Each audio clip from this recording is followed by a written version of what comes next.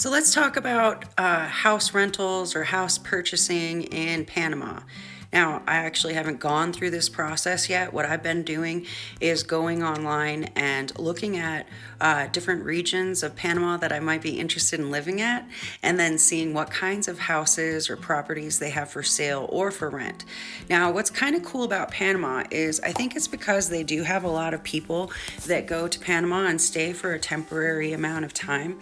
So they do have quite a few apartments and houses for rent that are already fully furnished, so you can rent them with all the furniture, which is one reason why I'm selling all the things that I own here, because I don't really need to take all of my furniture with me. So I'm gonna just skip that step. I do plan on taking like one pallet, like one of those wooden pallets full of, like having that shipped. So when I get to the process of figuring out how to do that, I will post about that as well.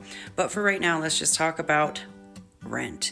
So first thing that you can do is you can go to several different websites where you can look at different properties. The one that I've been looking at a lot is Encuentra24.com. So I'll post that right below this when I'm done recording. And so you can look at that website.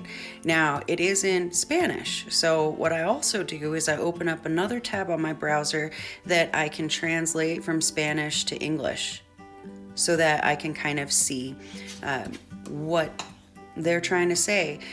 I'm not very fluent in Spanish yet. I have been using Babbel to kind of get a little bit better at it, but I certainly do not have a native accent yet. That's for darn sure. It'll probably take some practice. So I go to this website, I look up, and I find what province that I want to stay in. Now, Panama's broken up into a bunch of different provinces, similar to how the United States is broken up into states. They have the same thing. So you have different towns, and Panama's not a huge country. I think it takes about 12 hours to drive from one end to the other, maybe a little bit longer. I don't know, I haven't done it, but that's the estimate that I've been kind of seeing. So then what I do is I do a few different things. I have Encuentra24.com open on my web browser. Then I have Facebook Marketplace, which I set to Panama. Then I open up Google Earth and I look at where those apartments and houses are located on the map.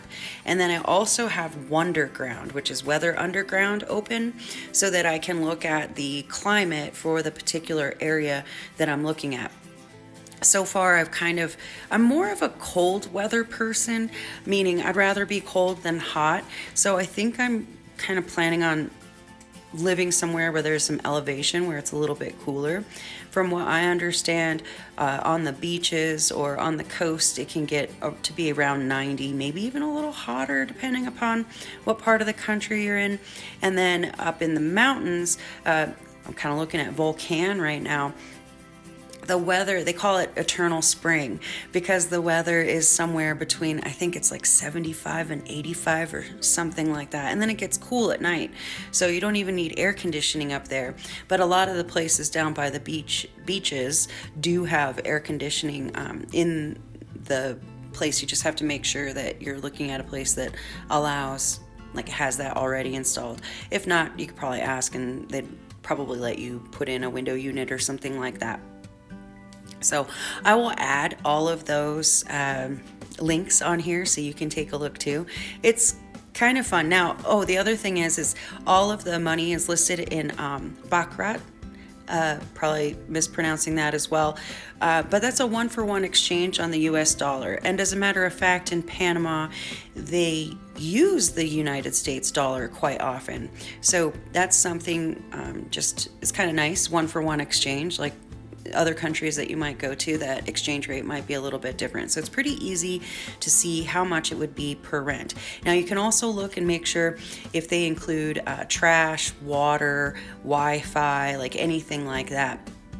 So yeah, that's pretty much it. Just look at those different websites and kind of see if you think that you might find something within your price range.